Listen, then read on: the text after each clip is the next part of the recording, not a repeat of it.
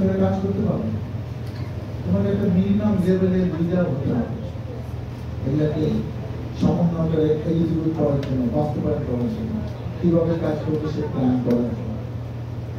এখন your leadership এক জিনিস, সেটা কতগুলো ক্রাইটেরিয়া আছে, কিন্তু তুমি যদি নিজের এডুকেশন, নলেজ এগুলা না থাকে, তোমাকে যতই লিডারশিপের ট্রেনিং দেওয়া হবে, তোমার যতই অভিজ্ঞতা হোক, কোথাও না কোথাও একটু খাপ থাকবে। এবং পাশাপাশি তোমার IQ যদি অ্যাপ্রোপ্রিয়েট লেভেলে না হয়, এই সেক্টরে কাজ করে সুবিধা দিতে পারবে। আর একটা হলো যে আমরা জানি, যেহেতু আমি 91 থেকে এই কলেজ করছি, আমি এই সাভারে 96 এ ছিলাম, এই সাভারে 2001 সালে আমি ছিলাম। এখানে কাজ করতে যেতে হয় যে তুমি জনগণকে মোটিভেটেড করতে হবে। আমাদের মানে যতই বদলাম না, আমরা একটা কাজ পাবো, ভালো নিয়ম নিয়ে জনগণকে মোটিভেটেড করতে পারি, এবং কনভিন্সিং ক্যাপাসিটি আমাদের কম বেশি আছে। কেন আমরা হাজার হাজার মানুষকে সাথে মেলামেশা করেছি, হাজার হাজার সমস্যার সমাধান করেছি। এই কথা বলতে বলতে আমরা ওই কাজটাই ভালো পাই, অন্য কাজটা হয়তো ভালো পাই না। কম বেশি বক্তৃতা দেওয়া, জনগণকে, মানুষকে যে সামনে পড়ে তাদেরকে কনভিন্স করা, এই কাজটা আমরা পাই। এবং আরেকটা হলো যে, যেটা না বলে নাই, যে তুমি যদি ক্যাটাগরি অনুযায়ী এই লোকটা আসছে, তাকে তুমি কোন লেভেলে সম্মান করবে, এটা যদি তোমার সিভিক্সের না থাকে, তাহলে কিন্তু হবে না। একজন শিক্ষকের সম্মান একরকম, একটা কর্মীর সম্মান একরকম, একজন সরকারি কর্মকর্তার সম্মান একরকম। এটা কিন্তু ম্যান টু ম্যান ভ্যারিয়েশন আছে, প্রফেশনাল টু প্রফেশনাল ভ্যারিয়েশন আছে। এখন তোমরা এগুলা সমন্বয় করতে গিয়ে সকাল থেকে তোমরা অনেক কিছু শিখেছ, জেনেছ। আমার খুব দেখার আগ্রহ ছিল যে এরকম একটি সাবজেক্টের উপর, যেটি জাতিসংঘ 2015 সালে ঘোষণা করেছিল 2030 সালের মধ্যে যদি প্রত্যেকটি দেশ এই ক্যাটাগরিগুলো ফলো করে, মেনটেন করে, এক্সিকিউট করে, তাহলে এই দেশগুলো কোনো সমস্যা থাকবে না।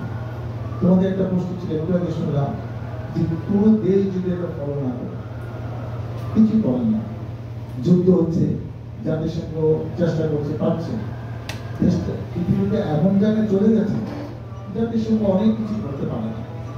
তারপর আমরা এই সারা পৃথিবীর সব দেশই জাতিসংঘে দিয়ে তাকিয়ে রাখে। আমি যেটা বলতে চাচ্ছি যে হয়নি, সরকার একা কিন্তু এটা বাস্তবায়ন করতে পারে না। এটাকে বাস্তবায়ন করতে গেলে প্রাইভেট সেক্টরে প্রয়োজন আছে। এটা রুট লেভেলে ট্রেন আপ হতে হবে। ঢাকায় সেন্ট্রালিক্যালি ট্রেনিং দিলে এটা কিছু করা যাবে না। সারা বাংলাদেশকে সম্পৃক্ত করতে হলে প্রাইভেট সেক্টরে উপজেলা উপজেলা ইউনিয়ন পর্যন্ত, ইউনিভার্সিটি ইউনিভার্সিটি, কলেজ কলেজে, তাহলে হবে। সরকার আন্তরিক ছিল না, সেজন্য আগে হয়নি, কিন্তু আগামীতে তো হবে না, সেটা তো বলা যায় না। আমি আশাবাদী যে একটি যৌক্তিক সময়ে সাবা সিটিজেন ক্লাব লিমিটেড এরকম একটি অনুষ্ঠান আয়োজন করেছে, এবং এখনো 100+ পার্টিসিপেন্ট সকাল থেকে এত কিছু ট্রেনিং নেওয়ার পর অপেক্ষা করছে শেষ মুহূর্ত পর্যন্ত। সেজন্য আমি তোমাদেরকে ধন্যবাদ জানাই যে ম্যাক্সিমাম আমি জেনেছি, শুনেছি তোমরা ইউনিভার্সিটি লেভেলে পড়াশোনা করো, জানি না ঢাকা শহরে বিভিন্ন ইউনিভার্সিটিতে, এবং তোমরা যে ইন্টারেস্টেড রয়েছে, এটি আমাদের জন্য একটা ক্লাস পয়েন্ট। তোমাদের মাথায় এটা ঢুকেছে যে এই টপিকসের উপর ট্রেনিং নিলে কিছু জানা যাবে, এবং তোমরা যখন জব করবা তাহলে কোনোটা ডাইরেক্ট এই রিলেটেডই তোমাদের একটা জবের জন্য কাজ পেয়ে গেছে, এবং এই ট্রেনিং নিয়েছো, এইটা নিয়ে তোমাকে দেখবা যে অন্য প্রশ্ন না করে এইটা নিয়ে তোমাকে আলোচনা করতে কাজ করে। এবং আমি মনে করি যে কতটা মানুষ সম্পর্ক হয়েছে আমরা জানি না, কারণ আরো প্রফেশনাল লোকটা আগামীতে হয়তো তারা আসবে, তারা আমার সাথে কথা বলেছে, আরো ভালো ট্রেনিং দিবে, এবং হয়তো তারা শর্টকাট করেছে। আমি যে একটু আগে শুনলাম, আমার কাছে ভালোই লাগলো যে উনি চমৎকার ভাবে বলতেছে, মনে হয় যে প্রথম করে প্রশ্ন করতেছে এই উনি যে একটু বিব্রত হচ্ছেন আর তো তার কাছে ধন্যবাদ যে আপনি একটি চমৎকার সেশন নিয়েছেন। আমার শুধু সুযোগ হলো কিছুক্ষণ শোনার। আর আমাদের যে প্রধানমন্ত্রী উনিও এসে বসে আছেন, ওনার কিছুক্ষণের মধ্যে আমরা তাকেও সময় দেবো যাতে ওনার করবো শেষ করতে পারি। আমি যে কথাটা বলতে চাই শেষে সেটা হলো যে আমরা যা যা অবস্থান দেখি, আমরা যদি আন্তরিকভাবে কাজ করি এবং সরকারকে সহায়তা করি, আমাদের মেধা প্রজ্ঞা এডুকেশন অনুযায়ী এটা অনেক কিছুই সম্ভব।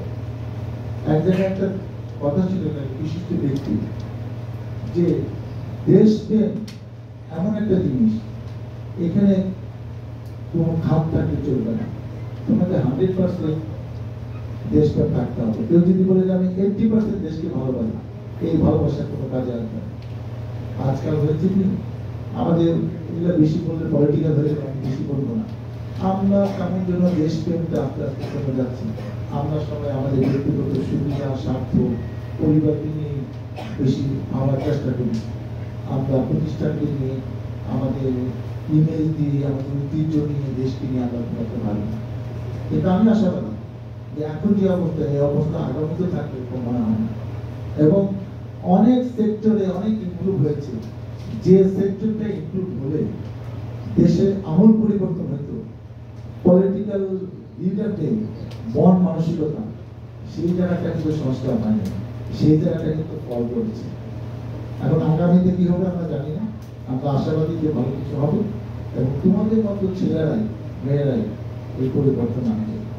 আমরা যেটা করতে পারি নাই, আমার বক্তৃতা শেষে যেটা বলতে চাই, 15 বছর আমি বিএনপি রাজনীতির সাথে জড়িত, আন্দোলন সংগ্রাম করে পুলিশের ধাক্কা, পুলিশের টিয়ারগ্যাস, গুলি, লাঠি, রিমান্ড, আমি 3বার জেল কেটেছি। আমার মধ্যে 50 মামলা।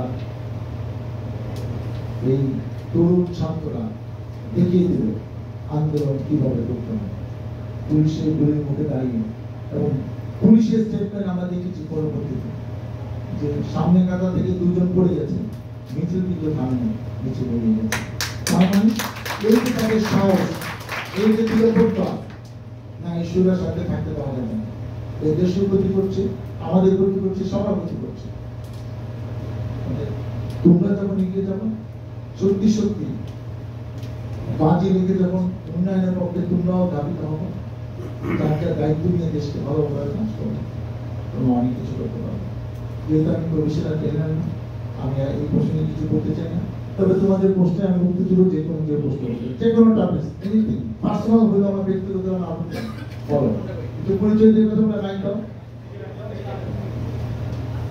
পলিটিশিয়ান একটু বলে নিন মজা করে।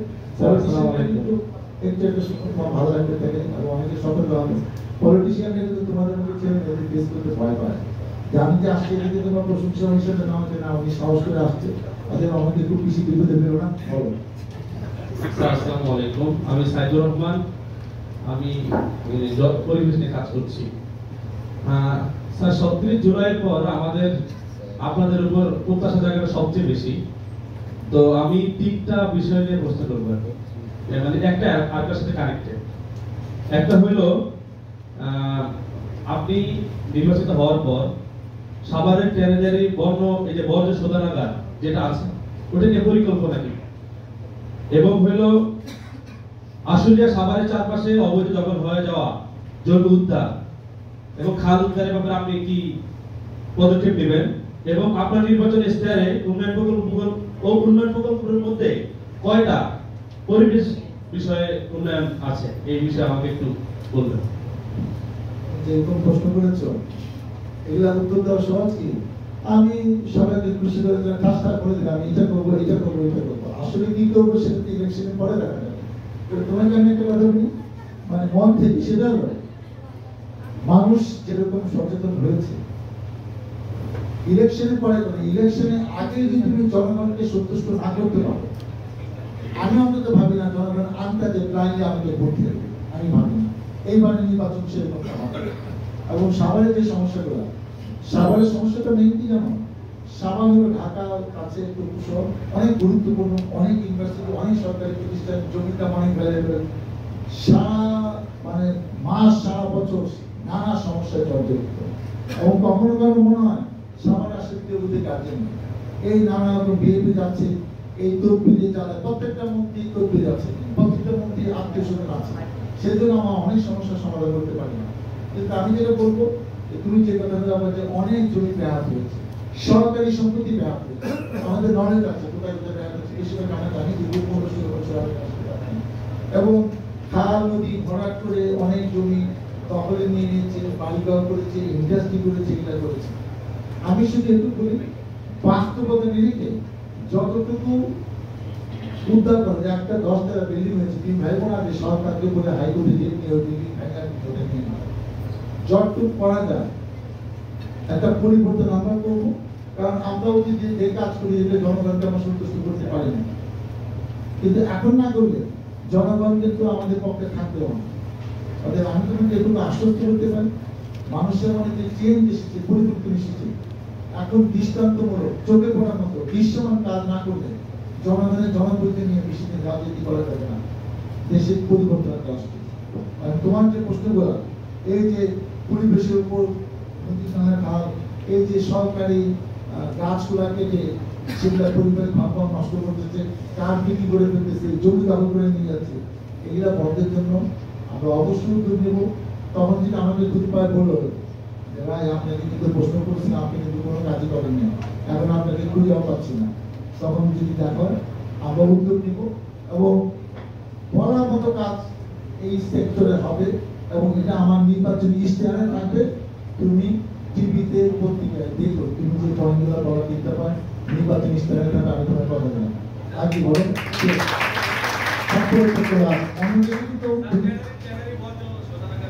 চ্যানেলটা তো অফিসিয়াল এখানে আনছে, একটা হয় কি treatment plan, water treatment plan যখন ইন্ডাস্ট্রি করে এটা তার ইয়ের মধ্যে থাকে, পারমিশন দেয় যে 1 বছর 6 মাস 2 বছরের মধ্যে করতে হবে, কিন্তু 2 বছর পরে সরকার এটা এক্সিকিউট করার একটা উদ্যোগ হয় না, তারা এটা ম্যানেজ করে পারা ওই কর্তৃপক্ষ সবগুলো একটাও পাবে না যে ওয়াটার ট্রিটমেন্ট ছাড়া এই ইন্ডাস্ট্রিতে কিছুদিন চলবে, তাও না, কন্ডিশন আছে 6 মাসের বছর তো করতে পারে, টাকা লাগে, সবাই ভাগ করে যখন ম্যানেজ করে ফেলে তখন বৈধতা নদীতে ফেলে দেয়, পাশে ফেলে দেয় এবং জনগণের ভোগান্তি পারে। এবং এখন যে প্রেক্ষাপট আমি বললাম, এটা সরকার উদ্যোগ না নিলে সরকারের বেশি কোন সরকার বেশি থাকতে পারবে না, এবং সবার তার মধ্যে 1 নম্বর প্রায়োরিটি রাখা, এতে কোনো সন্দেহ নেই। নেক্সট আর কেউ আচ্ছা ফিমেল ক্যান্ডিডেট এই যে বলেন এটা পরিচয় কথা বলুন। আসসালামু আলাইকুম, আমি ব্যতিক্রম from Native Prospective Consortium. So হ্যাঁ, আমার নাম ব্যতিক্রম।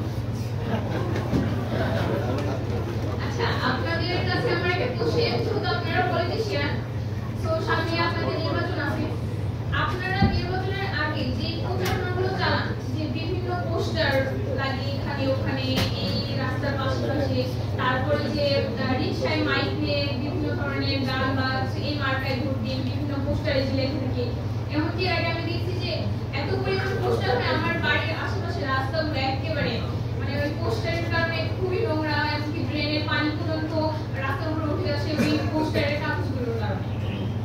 এটা মানে আমি আপনার কাছে এটা বলতে চাই যে যেহেতু আপনাদের নির্বাচনটা সামনে আসে, তা আপনারা কি ব্যতিক্রম ভাবে কোনো চিন্তা করতে পারেন যে এইটা ছাড়া কোনোভাবে প্রচারণা চালাবেন আপনাদের? আমার ধারণা এইবার এই ধরনের কাজ হবে না। নির্বাচন কমিশন কিছু কিছু ব্যাপার আমরা জানি, এর আগেও কিছু কিছু এক নির্বাচনে দেখেছি দড়ির মধ্যে পোস্টার ঝুলে রাখতে হবে, দেওয়ালে লাগানো টানে, এটা কিন্তু আগে হয়েছে। আমার ধারণা নির্বাচন কমিশন এমন সব নিয়ম করবে, এই যে পরিবার কাউন্টার একটা ওয়ালের মধ্যে পোস্টার লাগাই দিলাম, রাস্তাঘাট বন্ধ করে আমরা মিটিং করতেছি, হাজার হাজার লোকজন মানুষ যেতে পারছে না, এই ধরনের কাজগুলো এবার মনে হয় হবে না। আমি 80% আশাবাদী এবং নিয়মকরণ হচ্ছে, এবং এটা সবার জন্য যখন প্রযোজ্য হবে, ধরেন আমার প্রতিপক্ষ অপোনেন্ট যদি একটা নিয়ম করে তখন আমাকে কিন্তু এটা মানতে হবে। আমি চাই নিয়মটা স্ট্রিক্টলি সবার জন্য হোক, যেটা পরিবেশ বান্ধব এই কাজ করা যাবে না।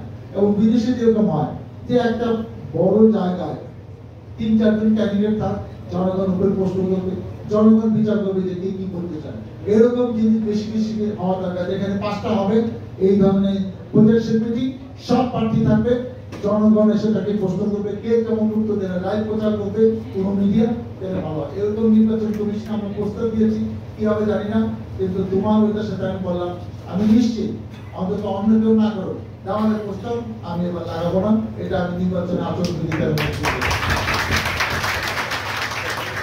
নেক্সট।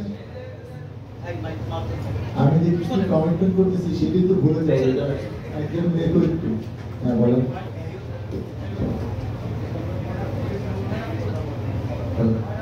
হ্যালো, আসসালামু আলাইকুম।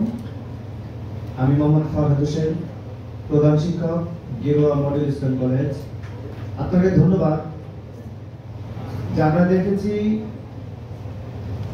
5ই আগস্টের পূর্বে আমাদের সাভারের যে প্রাণকেন্দ্র সাভার পৌরসভা ভবনের পাশে যে জায়গাটা ছিল ডাস্টবিন, সেখানে আমরা যারা সাভার পৌরবাসী ছিলাম সেখানে প্রতিনিয়ত সেবা পাইতে গেলে অনেক বিভ্রান্তির সমস্যা হয়েছিল, অনেক আশেপাশে দুর্গন্ধ ছিল।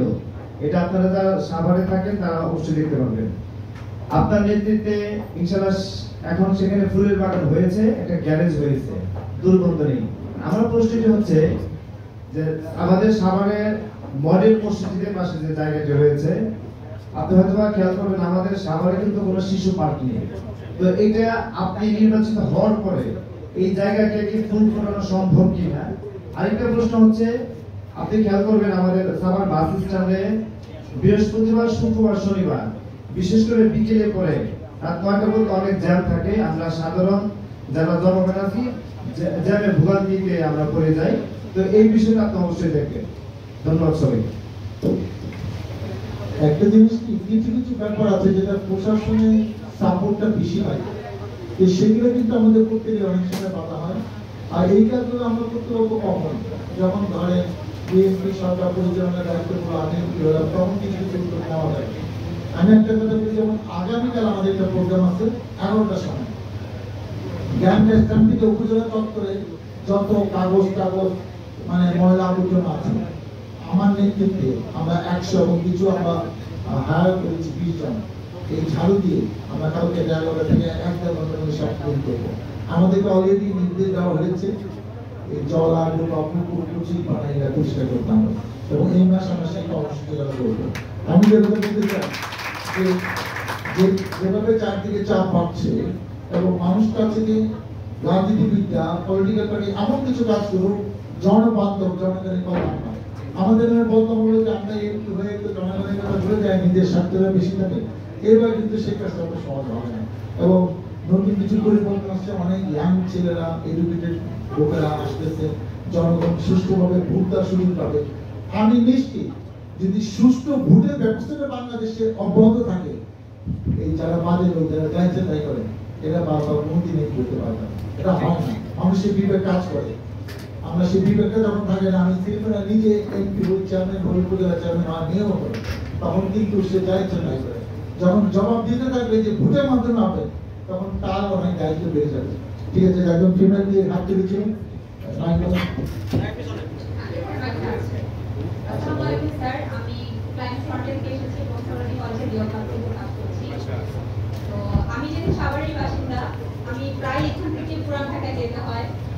তো আমিরবাজারের ঘটনাগুলো সবাই দেখে যে ওখানে সব বেশি মানে ময়লাগুলো ওখানে ফেলা হয়, কিন্তু আমরা যতটুকু জানি যে কোনো পশু বা কিছু যদি মারা যায় সেটা মাটিতে পুঁতে রাখতে হয়, এইভাবে ওখানে তো রাস্তায় ফেলে রাখা উচিত না, এটা তো পরিবেশের জন্য অনেক বেশি ক্ষতিকর। সেই ক্ষেত্রে আপনি কি কোনো পদক্ষেপ নেবেন কিনা? এটা আমি অনেকদিন ধরে দেখছি, মাঝে মাঝে খুব বিব্রত হই।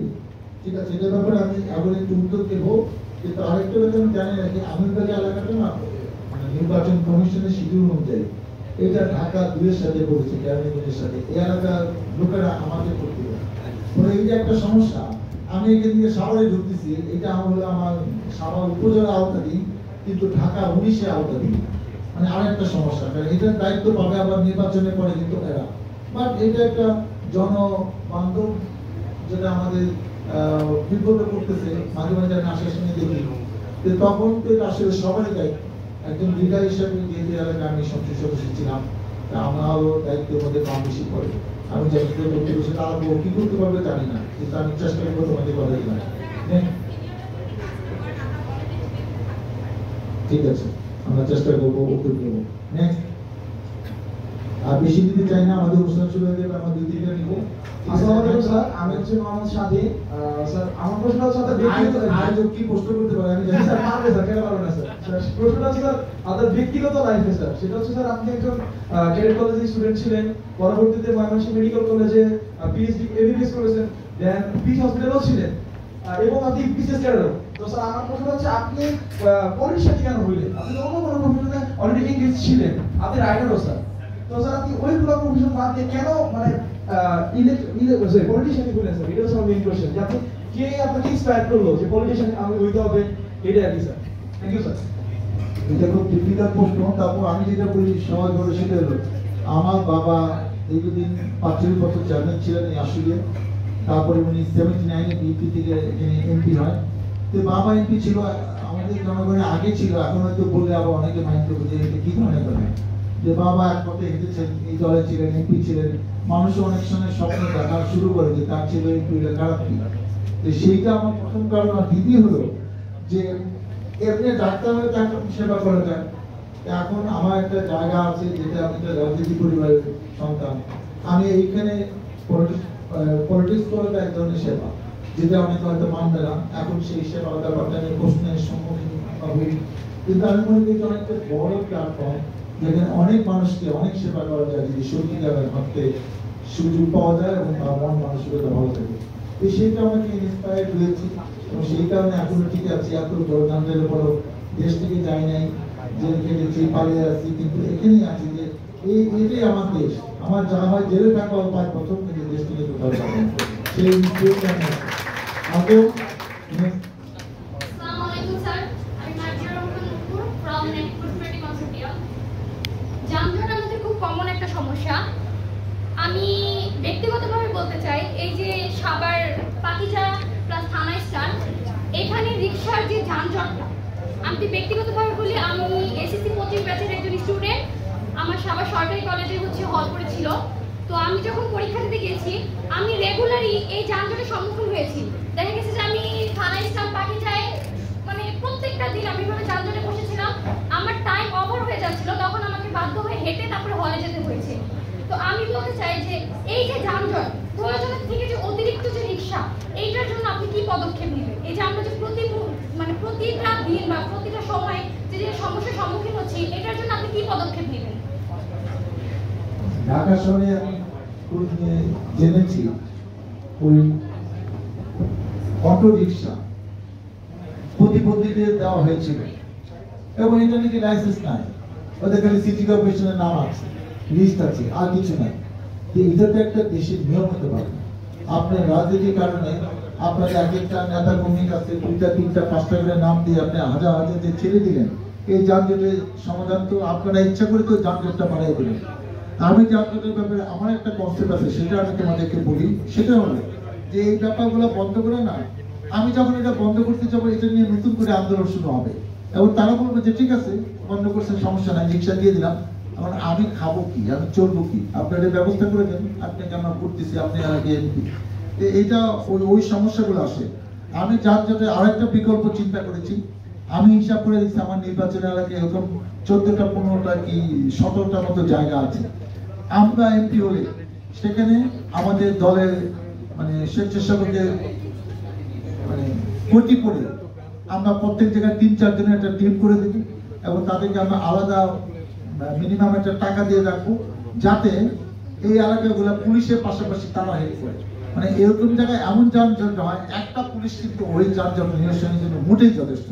3-4 জন যদি হয় এবং তাদের একটু ট্রেনিং দিয়ে যদি লাগানো যায়, আমি শিওর যে 100% না হলেও 50-60% যানজট আমরা কমাতে পারবো এবং এটাও আমার নির্বাচন ম্যানিফেস্টোতে থাকবে, আমি তোমাদের কথা দিলাম। Next female first.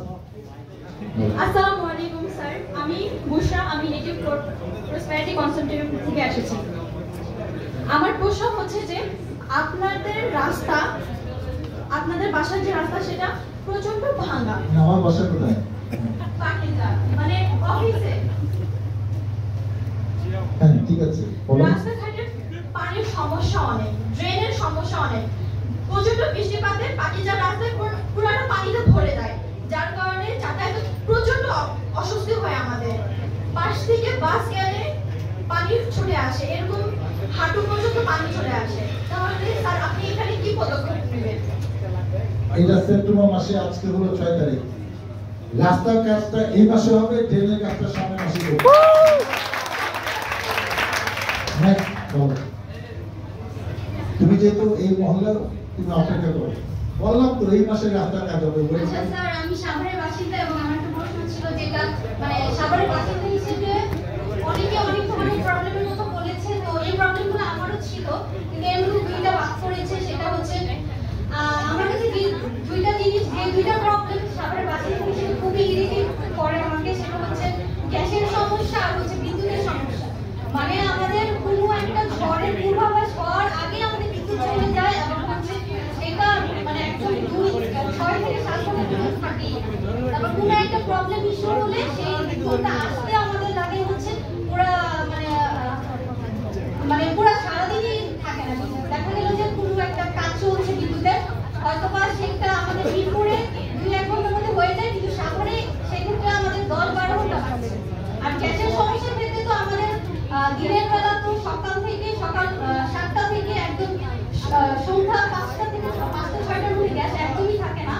আর আমাদের কিন্তু গ্যাস বিল কিন্তু প্রত্যেকটা 2 মুখ চুলার জন্য কিন্তু 1200 টাকার মতো দিতে হচ্ছে। সেখানে আমরা এক্সট্রা সিলিন্ডারের জন্য চার্জ দিতে হচ্ছে।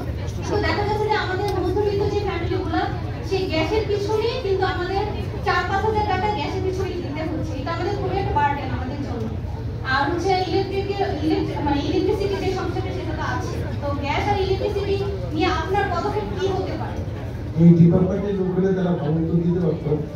আমি ইলেকট্রিসিটি ব্যাপারে কখনো একটা তাদেরকে প্রশ্ন করেছিলাম ইলেকট্রিসিটি লোককে, যে আপনার ঝড় শুরু হয়নি, আপনি আধা ঘন্টা আগে বিদ্যুৎ দেননি।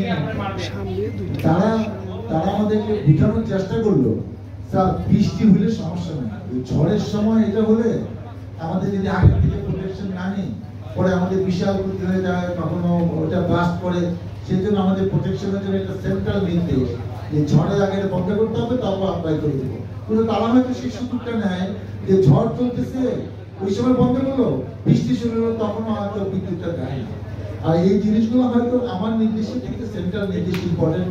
আমার কাছে মনে হয় যে এই বিদ্যুৎ গ্যাস নিয়ে যদি আমরা একটা ছোট্ট একবার সেমিনার করতে পারি, এখন যদি দায়িত্বশীল লোক দিয়ে আমরা এনে এইসব প্রশ্নের সম্মুখীন করাতে পারি, তাহলে হয়তো তোমাদের উত্তর তোমরা পেয়ে যাবে। তারপর যেহেতু আমার এলাকার সমস্যা, এই ব্যাপারে আমি তাদের সাথে কথা বলবো এবং তারা যাতে এই ব্যাপারটা আন্তরিক হয়। আর এই বিদ্যুতের এই যে সমস্যা চলে আসছে, এটা কিন্তু এখন বাংলাদেশেরই সরকার, ঢাকা শহরেও কিন্তু একই সমস্যা। অতএব এটা একটা পলিটিক্যাল গভর্নমেন্ট দেশে উদ্যোগ না নিলে আমি একা সাভারের উদ্যোগ নিয়ে অনেক কিছু করতে পারবো সেটা আমার মনে হয়। আগেও স্যার, আমার নাম মোহাম্মদ রাতুল রায়হান, পড়াশোনা করছি গভর্নমেন্ট সরকারি কলেজে পাশাশুলিয়া। স্যার, আমার প্রথম প্রশ্ন, এসডিজি এর 8 নম্বর গোলের কাছে শোভন কাজ ও অর্থনৈতিক প্রবৃদ্ধি, কর্মসংস্থান ও অর্থনৈতিক উন্নয়ন ও বেকারত্ব হ্রাসে কেমন ভূমিকা থাকবে? আর 2 নম্বর প্রশ্ন, স্যার, এসডিজি এর লক্ষ্যমাত্রা অর্জনে বিএনপির ভূমিকা কেমন থাকবে এবং পরিকল্পনা কেমন থাকবে? তোমার দ্বিতীয় প্রশ্ন আগে উত্তর দিই। প্রথম হলো, এই যে পয়েন্টগুলো জাতিসংঘ ঠিক করেছে, এটা কিন্তু একটা গবেষণার ব্যাপার, তারা কিন্তু রিসার্চ করে এটা বের করেছে। আমি মনে করি দেশের উন্নয়ন, দেশকে স্টেবিলিটি আনতে হলে এই কাজগুলো করতে হবে। কারণ বিএনপি পলিসি কি হবে আমার জন্য বলা খুব ডিফিকাল্ট, কারণ আমি হিন্দি নিতে হবে না। তবে আমি এই ব্যাপারে আন্তরিক থাকবো এবং কখনো যদি কোনো বলার সুযোগ পাই সংসদ টংসদে, তুমি দেখবা যে স্বার্থের নিয়ে কথা বলছে, ঠিক আছে, তাহলে হবে। কিন্তু আমার একবার কথাই যে কাজ হয়ে যাবে এটা বলা যায় না। তবে আমি আশাবাদী বিএনপি যদি জনগণের ভোটে আসে, জনগণের ম্যান্ডেট নিয়ে, যে জনগণের আশা আকাঙ্ক্ষা স্বপ্নতা বাস্তবায়ন করতে হবে, আমাদের বিএনপি এটা উদ্যোগ নিবে বলে আমার মনে হয়। তোমার প্রথম প্রশ্নটা কি ছিল? কর্মসংস্থান ও অর্থনৈতিক উন্নয়ন ও বেকারত্ব হ্রাসে আপনার ভূমিকা কেমন থাকবে সাভারে? আমার ভূমিকা তো ইম্পর্টেন্ট না, এই কারণে কারণ বেকারত্ব যাতে আমি 100% ইচ্ছা করলে 2-3 মাসে 6 মাসের মধ্যে চাকরি দিতে পারবো সেই কথা বলতে পারি। কিন্তু যেটা ইম্পর্টেন্ট, তুমি যদি যোগ্য হও, তুমি যদি পড়াশোনা সুন্দরভাবে দায়িত্ব নিয়ে তোমার বেসিক ঠিক দেখা হয়, তুমি যদি নিজের জীবনে চাকরি পাবে। আর এখন এত প্রাইভেট ইউনিভার্সিটি হয়েছে পাবলিক ইউনিভার্সিটির পাশাপাশি এতগুলো পোস্টও কিন্তু প্রতি বছর বছর চাকরি দেওয়া সম্ভব না। ফলে সেটা তোমাকে স্ট্রাগল করেই তোমাকে জিততে হবে, এই যোগ্যতার ভিত্তিতে চাকরি পেতে হবে। আমার একা উদ্যোগে 2-4 জন সাভারে চাকরি হলো, এটা বেকার সমস্যার কোনো কাজে লাগবে না। আমার আন্তরিকতা থাকবে, এটা এককভাবে আমি পারবো না, এটা যেন সরকার উদ্যোগ নেয়, আরো প্রাইভেট সেক্টরে আরো বড় বড় প্রতিষ্ঠান হলে এই সমস্যা হয়তো থাকবে না। আর শেষ প্রশ্ন, ঠিক আছে? শেষ প্রশ্ন। সালাম আলাইকুম স্যার, আমি মুবাশশির আলম, আমি একজন পরিবেশ কর্মী। তো আমার একটা কোশ্চেন স্যার, যেহেতু আজকে আমরা আসছি এখানে যে এসডিজি ডেভেলপমেন্টাল যে গোল, এই বিষয়ে আমরা আজকে যে 3 দিন ওয়ার্কশপ হয়েছে, তো আমার একটা কোশ্চেন যে আমাদের যে একটা লক্ষ্যমাত্রা আছে যে 17টা এসডিজি আমাদের 2030 সালের ভিতরে আমাদের পূরণ করতে হবে লক্ষ্যমাত্রা। তো এই হিসাবে সরকারের পাশাপাশি আপনি একজন জনপ্রতিনিধি হিসেবে আপনার কি ধরনের ভূমিকা থাকবে এখানে? এখন সরকারের আন্তরিকতা কি থাকবে তা বলা যাচ্ছে না, কিন্তু কতগুলো পয়েন্ট আমি এখানে ঠিক করেছি।